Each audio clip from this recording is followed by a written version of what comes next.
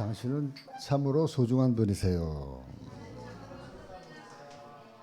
너무너무나 존귀한 분이십니다.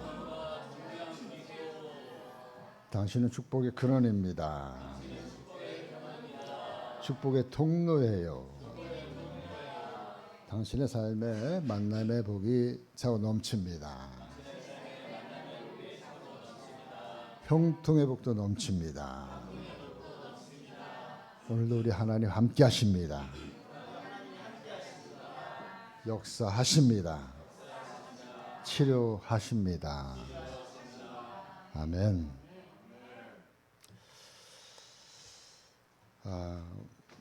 시편의 핵심은 시인의 마음이다 이렇게 말씀드렸어요.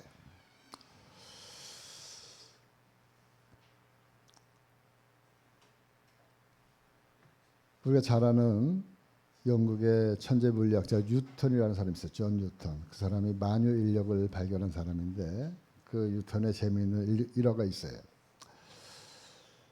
난로가에 앉아서 책을 읽고 있던 뉴턴이 갑자기 큰 소리로 하녀를 부릅니다. 부르더니 난로불이 너무 뜨겁고 더우니까 불 좀 낮추라고 하녀에게 이야기를 해요. 근데 그 난로는 장작으로 피는 거기 때문에 요즘처럼 센서가 있어가지고 바로 내리거나 올리거나 하지 못해요.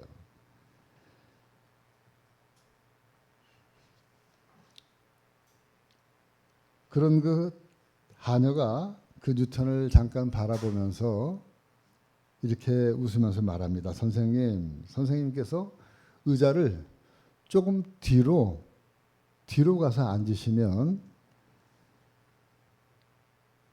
불을 낮추는 것과 더 동일하지 않겠습니까? 이렇게 이야기를 했다는 거예요. 여러분, 불을 낮추기 위해서 장작불을 넣었다 뺐다 하는 그런 번거로움 대신에 이 뉴턴이 그래도 천재인데 의자가 뒤로 좀 물러나면 그 뜨거운 불을 지피는데 더 자기가 따뜻하게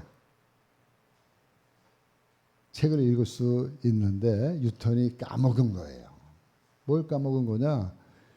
연구에 몰두하다 보니까 뭐가 중요한 건지 뭐가 더 간단한 건지 착각을 한 거예요.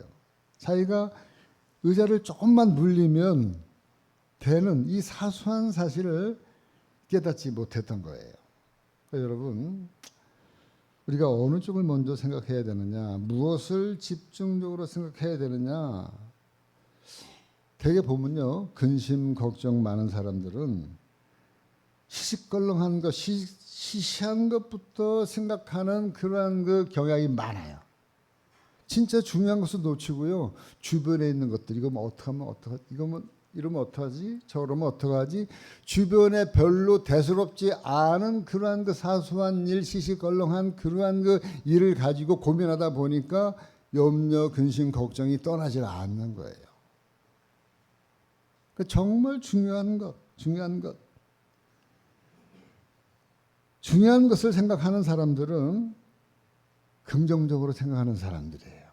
긍정적으로 생각하는 사람들은 무엇이 정말 중요한지를 알기 때문에 걱정하지 않냐고 염려하지 않냐고 근심하지 않아요.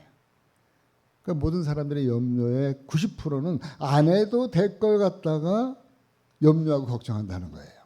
불을 잘 끄고 왔는데 끄고 왔을까 안 왔을까. 예?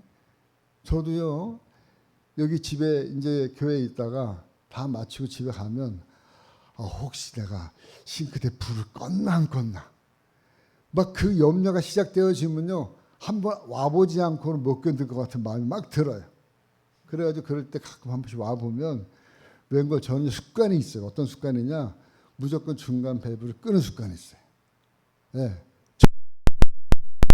꺼요. 근데 그런 그 아무런 그 생각 안 해도 될 그런 시시한 사소한 염려를 하기 시작하면 와서 보고 나서 확인하고 나서 왜 그렇지 않으면 막 그냥 염려가 되는 거예요. 근심이 되는 거예요. 그렇습니다. 우리가 무엇을 먼저 생각하느냐에 따라서 결과가 달라지는 거예요. 염려함으로써 우리가 하나님이 만나고 하나님을 보는 게 중요한 건데 하나님이 우리의 사소한 염려 때문에 하나님이 보이지 않는 거예요. 그런 경향이 많습니다. 하나님의 받은 그동안의 많은 사랑도 은혜도 다 놓쳐버리는 거예요. 지금 당장 눈앞에 있는 사소한 염려 때문에. 그래서 그 염려에 쌓이면 난 혼자인 것 같아요. 세상 천지에 나 혼자인 것 같아. 하나님의 사랑은 온도 간도 없고 여태까지 하나님의 은혜는 무슨 은혜야. 내 주변에 있는 사람 하나도 없어. 나는 혼자야 하면서 거기에 이렇게 쌓이면 하나님과 나는요 간 곳이 없는 거예요. 그래서 염려함으로 우리가 불신앙에 빠지고 그것이 깊게 되어지면 야 교회 나가도 별 수 없더라. 그러면서 교회를 멀리하면 예수님을 멀리하면 영원히 생명이 잃게 되어지게 되는 거예요. 그리고 가장 귀한 하나님도 우리가 잃게 되어지는 거예요. 잊게 되어지는 거예요. 오늘 말씀은 이 땅의 사소한 것, 시시한 것 때문에 중요한 하나님을 잊어버린 한 시인의 그 영혼의 목마른 모습을 오늘 이 말씀을 통해서 우리가 느낄 수가 있습니다. 그 영혼의 목마른 그 모습을 사슴 한 마리가 시냇물을 찾기에 갈급한 것으로 이 시인이 지금 묘사하고 있는 거예요. 1절 말씀. 하나님이여 사슴이 시냇물을 찾기에 갈급한 같이 내 영혼이 주를 찾기에 갈급하니이다. 시인이 자기의 영혼의 갈급함을 목마른 사슴이 시냇물을 갈급한 것처럼 지금 묘사를 하고 있는 거예요. 얼마나 갈급하면 지금 이 사슴이 시냇물을 찾는 것은요 자기 목숨 걸고 내놓은 거예요.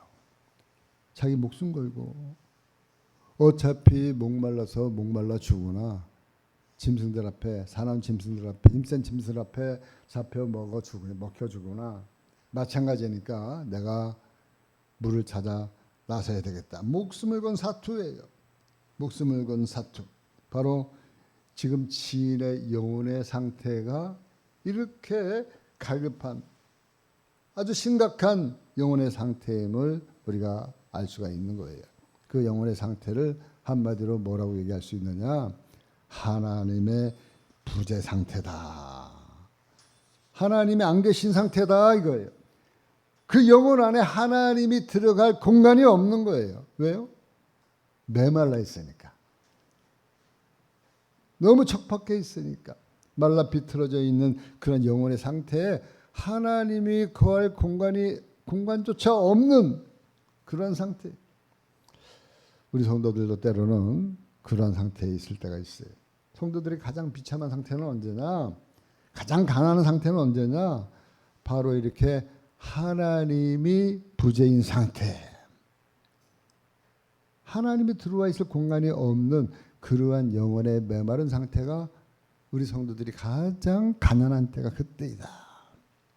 우리가 이 세상의 모든 것을 다 소유하고 있으나 소유하고 있다 할지라도 우리가 하나님이 우리 안에 거하지 않는다면 그 사람은요 가난한 사람이에요. 가난한 사람.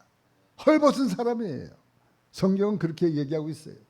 요한계시록 3장 17절 말씀.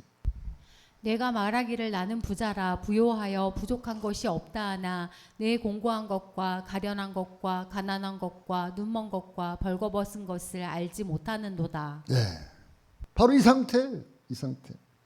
하나님이 없는 영적인 가난함. 자기 몰라요. 나는 부자라 부족함이 없다 이렇게 얘기를 해요. 요즘에 많은 사람들이 그래요. 먹고 살만하고 그리고 경제적으로 어느 정도 부유해지니까 영혼의 가람을 갖다가 본인이 스스로 못 느끼는데 나는 부자라 부유하여 부족한 거 없다. 근데 하나님이 그 영혼을 들여다보니까 하나님이 들어갈 공간이 없어요. 틈이 없어요. 그 사람처럼 가난하고 불쌍하고 가련하고 벌거벗었고 눈멀고 그러한 영혼의 비참한 그런 상태임을 지금 이야기하고 있는 거예요. 혹여나 저와 여러분들의 마음속에 이러한 영혼의 가난함이 없는지 한번 돌아봐야 될 줄 믿습니다. 이 비참함을 갈급함을 해결할 수 있는 방법은 다른 것 없어요. 오직 주를 찾아 나서는 것 외에는 다른 방법이 없다. 2절 말씀. 내 영혼이 하나님 곧 살아계시는 하나님을 갈망하나니 내가 어느 때에 나아가서 하나님의 얼굴을 배울까. 시인은 할 수만 있으면 살아계신 하나님을 다시 한번 경험하고 체험하기를 지금 갈망하고 있는 그 모습을 우리가 읽을 수가 있어요. 내가 어느 때에 나아가서 그분의 얼굴을 배울까. 하나님은 새벽에 역사하신다고 했는데 새벽에 나가면 그분을 볼 수 있을까? 아니면 늦은 저녁에 아무도 없는 조용한 저녁 시간에 나가면 그분을 볼 수 있을까? 아니면 철야기도, 아니면 산에 올라가서 산기도를 하면, 아니면 40일 금식기도를 하면 하나님을 만날 수 있을 거야. 물론 그렇게 작정 기도하고 하나님을 만나러 나가면 만날 수 있어요. 만나요. 그러나 우리가 생각하는 방법으로 만나지지 않아요. 우리가 생각하는 방법은 어떤 음성을 들리거나 어떤 환상을 보거나 어떤 기적이 나타나거나 이런 걸 원하지만 하나님은 우리가 원하는 방법으로 나타나지 않고 아무 소리 없이 아무런 느낌 없이 침묵으로 일관할 때가 많아요. 그 제 경험이에요. 여태까지 50년 이상 신앙생활 하면서 산기도 가고 철야기도 하고 40일 금식하고 다 해본 제가 내린 결론은 하나님은 내가 원하는 인간적인 방법으로 하나님이 말씀하지 않고 만나주지 않는구나. 하나님이 원하는 방법으로 하나님이 우리를 만나주시는 거예요. 그런데 사실상 보면 특별한 때는 없어요. 특별한 때는. 오히려 그런 걸 안 하고 하나님 나 다 포기하고 교회 와서 멍 때리고 앉아있을 때 우리 주님이 불현듯 어떤 말씀을 가지고 쑥 들어와요. 그러면 어느 때보다도 하나님의 가까이 하심을 많이 느끼는 거예요. 하나님. 내가 막 찾으려고 할 때는 하나님이 여기 계시지 않고 저기 계시지 않고. 그 욥도 마찬가지잖아요. 욥기 말씀드릴 때 내가 하나님 오른쪽으로 가니 하나님 왼쪽으로 가니 앞을 보니 하나님 없고 뒤를 가니 하나님 없고 똑같아요. 여기 시인도 마찬가지. 그러니까 기도하다가 실망하는 거예요. 기도하다가 좌절하는 거예요. 기도하다가 우리는 지치는 거예요. 그러니까 기도를 나도 모르게 내려놓게 되는 거예요. 그러니까 사람들이 기도하는 우리에게 이렇게 말합니다. 3절 말씀. 사람들이 종일 내게 하는 말이 내 하나님이 어디 있느뇨 하오니 내 눈물이 주야로 내 음식이 되었도다. 사람들이요 이렇게 이야기하고 있습니다. 사람들이 종일 내게 하는 말이 뭐예요? 내 하나님이 어디 있느뇨? 내 하나님이 어디 있느냐? 이건 뭐예요? 한마디로 조롱하는 거잖아요. 믿는 우리들을 조롱하는 거예요. 야, 네가 믿는 하나님이 계시다면 왜 이래? 이런 거잖아요. 네가 그렇게 기도하고 간구했으면 하나님 어떻게라도 응답하고 나타나셔야 되는 것 아니야? 하나님이 어디 있느냐? 이 말은 뭐예요? 역설적으로 있긴 뭐가 있어. 그거 엄청난 조롱이에요. 오죽했으면 시인이 하는 말이 뭐라고 합니까? 내 눈물이 주야로 내 음식이 되어줬도다. 네? 참으로 비참한 상황이에요. 참으로 서러운 상황이에요. 믿음의 서러움을 얼마나 많이 당했으면 눈물이 마를 날이 없어서 하루 종일 울면서 다니면서 그 눈물이 음식이 되을 정도로 믿음의 서러움을 당하고 있는 거예요. 아무리 기도하고 아무리 매달리고 그래봤자 아무런 소망도 변화도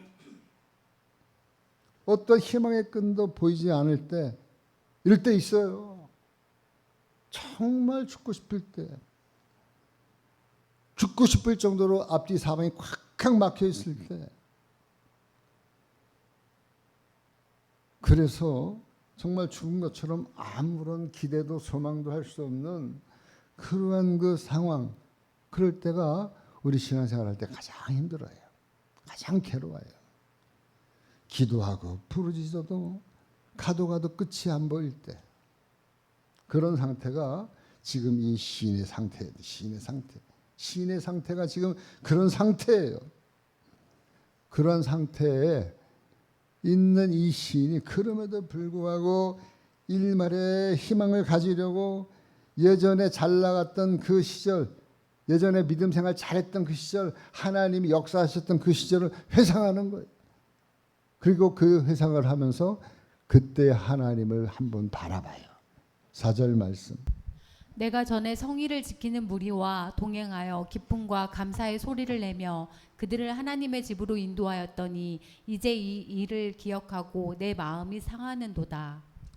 내가 전에 성의를 지키는 무리와 동행하며 기쁨과 감사의 소리를 내며 그들을 하나님 집으로 인도하였더니, 예전에 하나님께 마음껏 찬송하고 마음껏 기도하고 마음껏 예배하고 마음껏 하나님과 교제하면서 응답받았던 그러한 그 참으로 좋았던 시절이 있었지.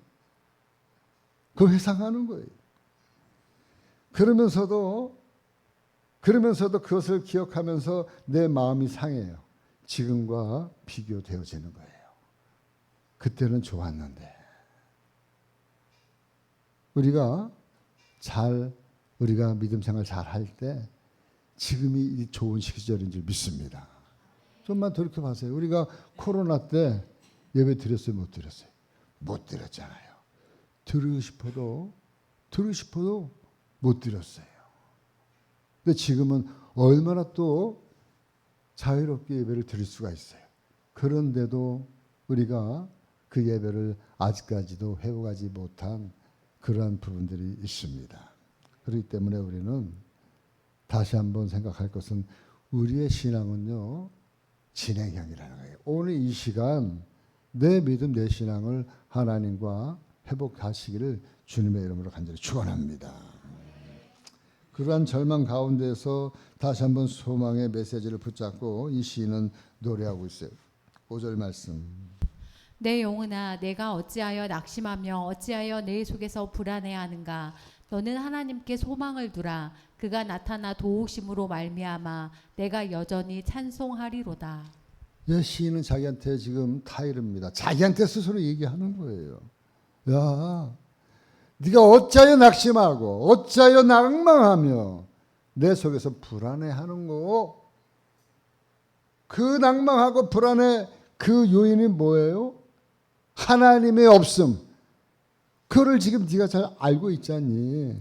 그러는데 너는 왜 지금 낙심하고 있고 불안해하고 있는 거야? 그 원인이 어디서 왔어? 어디서 비롯됐어? 하나님을 떠난, 내 속에 하나님이 없기 때문이 아니야. 그래서 네가 어떻게 해야 돼? 내 마음속에 다시 한번 하나님의 소망을 가지고 하나님 앞에 나아가 하나님을 바라봐. 자기 스스로에게 지금 던지는 메시지예요. 저와 여러분들도 이럴 때, 힘들 때 이 말씀 붙잡고, 야, 이제 더 이상 내가 낭망할 때가 아니구나, 불안할 때가 아니구나. 그 낭만과 불안은 어디서 온다고요? 내 안에 하나님이 있을 공간이 그동안 없었구나 하면서 하나님을 모실 수 있는 공간을 여러분들이 만드시기를 주님의 이름으로 축원합니다. 다시 한번 우리의 마음속에 이 말씀 붙잡고 살아야 돼요. 결단해야 돼요. 결심해야 돼요. 그런데 문제는 늘 말씀드리지만 이 한 번의 결심, 한 번의 결단 가지고는 이 신앙이 이루어지지 않은 거예요. 우리 신앙이요, 죽을 때까지 신앙생활 하는 거잖아요. 늘 신앙이 상승으로 올라가기만 하는 신앙이면 얼마나 좋겠어요. 이론상으로는 그런 신앙이 제일 좋은 신앙이에요. 그런데 성경 말씀 어디에도 보면 그렇게 항상 올라가지만 않아요. 올라갈 때가 있으면 떨어질 때가 반드시 있더라고요. 반드시. 한 번의 이 낙심된 마음, 이것이 한 번에 하나님 앞에 찬양함으로 진정이 되질 않는 거예요. 그래서 예전에 자기가 하나님 앞에 받았던 은혜가 넘쳤던 그 장소로 또 다시 한번 기억해내요. 아, 그때 내가 하나님 앞에 엄청난 은혜를 받았어. 내가 하나님께 엄청난 감동을 받았어. 하나님을 만났어. 그것을 갖다가 다시 한번 이 시인은요 기억해 내려고 애를 쓰고 있어요. 하나님 앞에 은혜 받았던 경험, 그때 내가 하나님을 만났던 그 경험, 그것을 다시 애써 다시 또 추억해 내가지고 가져와요. 그 말씀이 6절 말씀이에요. 내 하나님이여 내 영혼이 내 속에서 낙심됨으로 내가 요단 땅과 헤르몬과 미살산에서 주를 기억하나이다. 낙심이 또 찾아오는 거예요. 결심했음에도 불구하고 내가 요 하나님만을 바라보겠습니다라고 찬송했음에도 불구하고 나도 모르게 또 엄습하는 게 낙심이 엄습하고 있어요. 그럴 때 이 시인이 무엇을 했다고요? 우리는 잘 알 수는 없으나 요단 땅과 헬몬과 미살산에서 주를 기억하나이다. 이 말은 뭐냐면 시인과 하나님과 특별한 그러한 역사가 일어났던 장소와 때와 시를 이야기하고 있는 거예요. 이거는 시인만 아는 거예요. 저와 여러분들만이 아는 거예요. 내가 그때 하나님 앞에 이 은혜를 받았어. 내가 그때 하나님 그 은혜가 없었다면 오늘 내가 없었어 하면서 촉을 더듬어 가는 거예요. 10년 전에 그 사건, 20년 전에 그때, 30년 전에 그 일, 그 일과 그 사건과 그 만남으로 말미암아 오늘 내가 이 자리에 있는 거구나. 이걸 갖다 자꾸만 추억해야 돼요. 저와 여러분들은 이 믿음의 추억을 갖다 계속 해와야 돼요. 힘들 때마다 하나님이 이 추억거리를 만들어 주신 것을 우리가 다시 한번 기억해 내야 될 줄 믿습니다. 그래야지만 우리가 회복이 돼요. 회복이 돼요.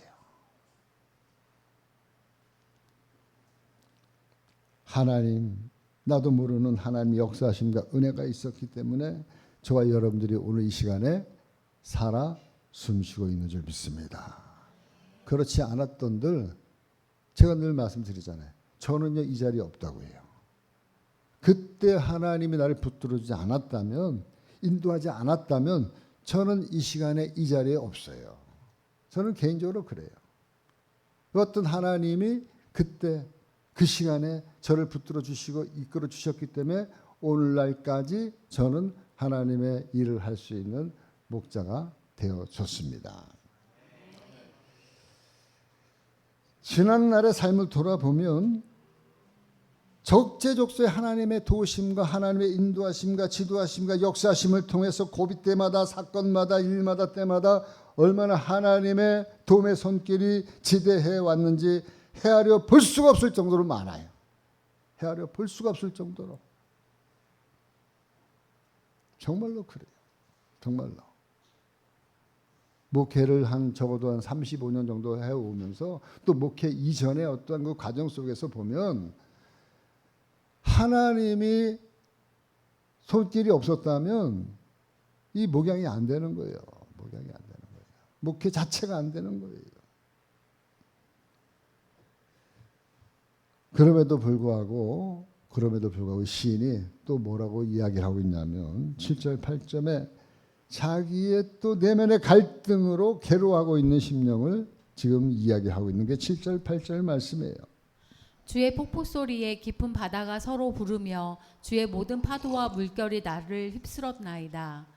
낮에는 여호와께서 그의 인자하심을 베푸시고 밤에는 그의 찬송이 내게 있어 생명의 하나님께 기도하리로다. 아멘. 이거는 뭐냐면 현실의 신앙, 현실과 신앙, 과거의 은혜와 현실의 낭망함이 이게 충돌하는 거예요.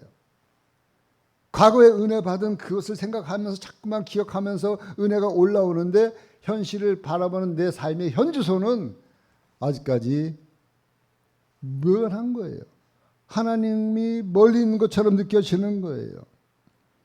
그러니까 우리 안에서 이러한 그 파도 소리와 같은 이 싸움이 내 안에 갈등이 일어나는 거예요. 내 안에 갈등이. 이 충돌과 갈등은 누구에게나 있어요. 누구에게나. 이 영적 싸움이라고 얘기해요. 근데 이 믿음과 신앙 사이에는 이런 영적 싸움을 통해서 나도 모르게 성장하는 거예요. 나도 모르게. 그 영적 싸움이 필요하기 때문에 하나님이 저와 여러분들에게 일정하게 허락해 놓으셨어요.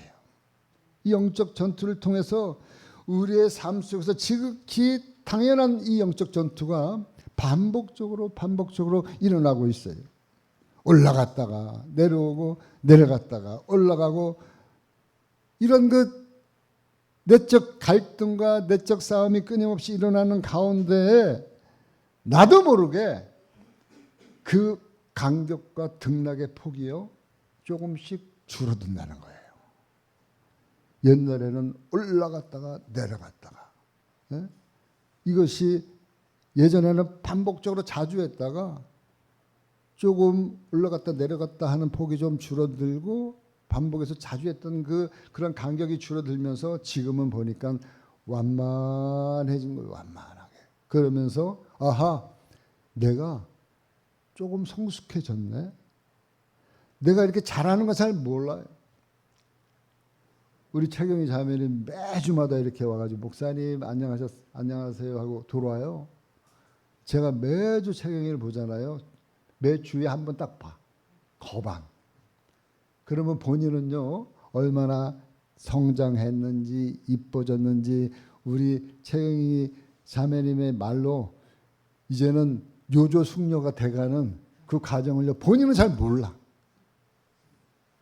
그 왜 저는요 우리 최경희 자매님 날 때부터 봤잖아요. 그리고 6살 때 저보면 막 울고 도망갔어요.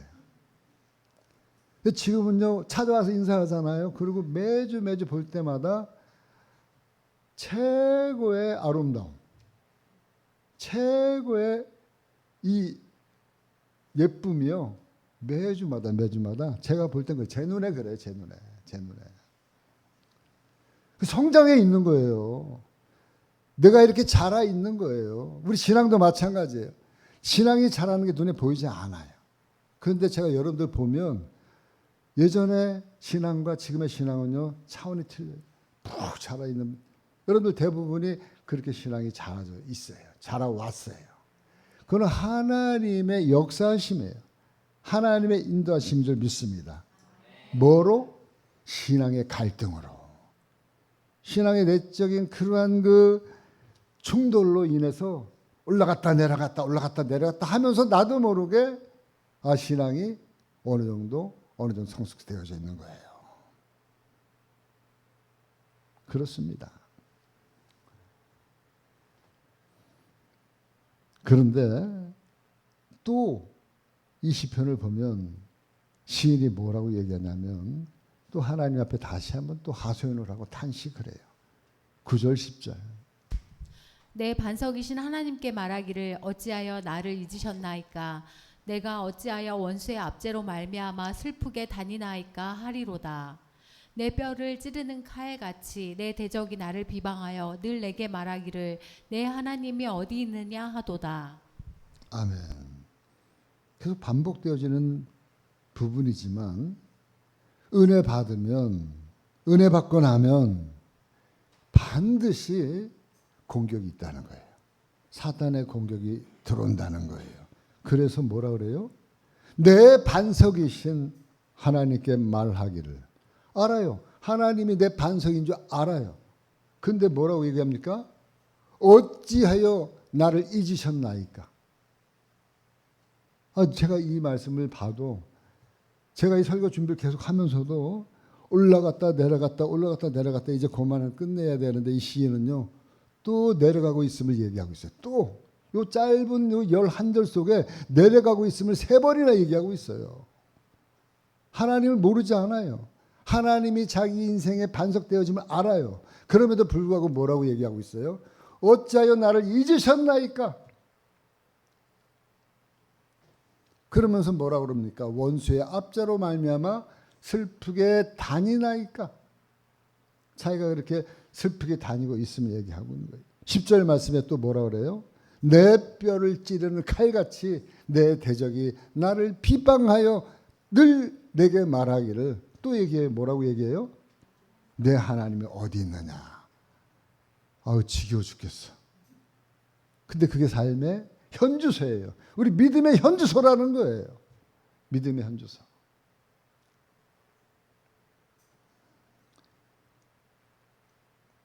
하나님 은혜 베풀 때는 언제고, 하나님 왜 지금은 또 침묵하세요? 예?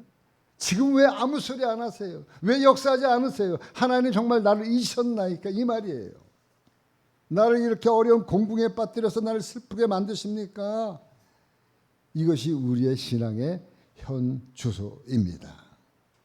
우리가 하나님을 믿는다 할지라도, 믿음의 길을 걷는다 할지라도 늘 평탄함만 있는 게 아니라는 거예요. 오히려 더 힘들고 어려운 길로 갈 수가 있어요. 그래서 얘기하고 있는 거예요. 시인이 내 대적이 나를 비방하며 내 뼈를 찌르는 칼같이, 이런 표현들을 왜 해요? 찔러대는 거예요. 찔러대는, 원수들이 나를 에워싸서 조롱하는 거예요. 그러니까 우리의 신앙이 걷다 보면 때로는 이렇게 이 시인처럼 한없이 목마른 그러한 그 광야길을 걸어갈 때도 있는 거예요. 춥고 배고플 때도 있는 거예요.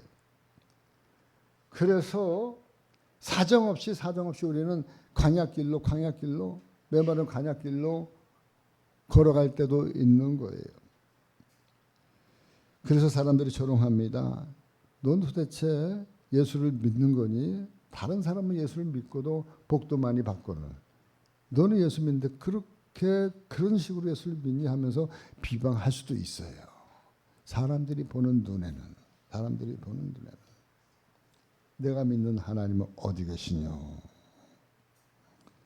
그러니까 시인이 다시 한번 낙심의 골짜기로 툭 떨어지고 말아요. 그런 소리 들으면요, 누구나 마음에 회의가 와요. 누구나 낙심이 돼요. 그래서 또 믿음의 깊은 갈등이 또 찾아오는 거예요. 한 번으로 끝나는 게 아니라니까요. 반복되어지면서 그 깊이가 더 깊을 수가 있어요. 더 깊은 갈등이 찾아와요. 더 절망이 찾아와요.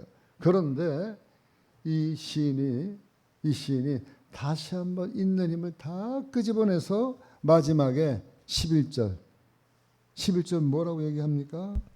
내 영혼아, 내가 어찌하여 낙심하며 어찌하여 내 속에서 불안해하는가? 너는 하나님께 소망을 두라. 나는 그가 나타나 도우심으로 말미암아 내 하나님을 여전히 찬송하리로다. 아멘. 다시 한번 힘을 내어서 소망의 메시지를 붙잡고 하나님 앞에 나아가고 있습니다. 왜요? 지금 불안해하고 지금 낙심해하는 이유는 뭐라고요? 내 마음에 하나님의 부재, 하나님이 있을 곳이 공간이 없는 자신을, 그 원인을 알고 있기 때문에 스스로가 지적하면서, 그래, 내가 지금 낙심하고 불안해하고 있을 때가 아니야. 그러고 있을 때가 아니야. 왜? 하나님을 찾고 하나님을 만나면 되는 거지. 그로 인해서 낙심되어지고 그로 인해서 불안함이 찾아왔잖아. 그러니까 너는 하나님 앞에 다시 소망을 둬. 구원의 하나님 앞에 다시 소망을 두면 되는 거야. 회복의 하나님을 다시 내 마음속에 붙들면 되는 거야. 아멘입니까? 내 영혼아 어찌하여 낭망하며 낙심하며 내 속에서 불안하여 하는가? 너는 하나님께 소망을 두라. 넌 하나님께 소망을 두라. 나는 그가 나타나 도우심을 말미암아 내 하나님을 여전히 찬송하리로다. 할렐루야. 이 노래를요, 이 구절뿐만 아니라 다음 절에서도, 다음 장에서도 계속해서 반복해서 이 소망의 노래를 부르고 있어요.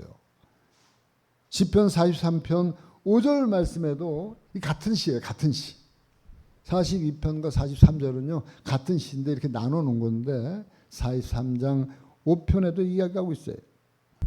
내 영혼아 내가 어찌하여 낙심하며 어찌하여 내 속에서 불안해하는가. 너는 하나님께 소망을 두라. 그가 나타나 도우심으로 말미암아 내 하나님을 여전히 찬송하리로다. 아멘. 그러니까는 이 소망은요 반복해서 계속해서 낙심될 때마다 이 메시지를 붙잡아야 돼요. 아, 하나님의 부재됨이 낙심과 그리고 하나님을 우리가 원망하는 그 원인이지. 불안의 원인이지. 하나님을 소망을 두시기를 주님의 이름으로 축원합니다. 하나님 우리와 함께 늘 함께 계세요. 하나님이 계실 틈이 없이 바쁘게 살아가는 우리들이기 때문에 낙심과 그리고 우리에게 절망의 순간이 찾아오는 건데 우리 주님은 여태까지 한 번도 떠난 적이 없어요. 사실상 내가 떠난 거지. 내가 주님을 모른다 하고 내가 주님을 내 마음속에 두지 않았을 뿐이지 우리 주님은 늘 나와 함께 하셨어요. 우리가 주님을 떠난 거예요. 우리가 주님을 잊은 거예요. 주님은 여전히 나의 아빠, 아버지가 되십니다. 우리 주님은 영원히 우리의 주인이 되어 주시는 거예요. 이것은 제 생각이 아니라 우리 주님이 저와 여러분들에게 말씀하신 겁니다. 우리 성도들이 낙심하고 절망하는 가장 큰 이유는 우리 안에 하나님이 안 계시다고 믿는 순간부터 우리 안에 낙심이 찾아오는 거예요. 불안함이 찾아오는 거예요. 그런데 우리 하나님은 저와 여러분들에게 말씀하고 있어요. 나는 너희를 떠나지 않고 너희에게 영원한 아빠 아버지가 된다. 갈라디아서 4장 6절 말씀. 너희가 아들임으로 하나님이 그 아들의 영을 우리 마음 가운데 보내사 아빠 아버지라 부르게 하셨느니라. 아멘. 우리 마음속에 아들의 영을 주셔서 우리에게 영원토록 하나님을 아빠 아버지라고 부르도록 하나님이 직접 말씀해 주신 거예요. 뿐만 아니라 마태복음 28장 20절 말씀. 내가 너희에게 분부한 모든 것을 가르쳐 지키게 하라. 볼지어다 내가 세상 끝날까지 너희와 항상 함께 있으리라 하시니라. 아멘. 이건 우리 예수님의 마지막 그레이트 커미션. 이제 하늘로 올라가시면서 우리들에게 말씀하신 거예요. 세상 끝날까지 너희와 어떻게 해요? 항상 함께 있으리라 하시니라.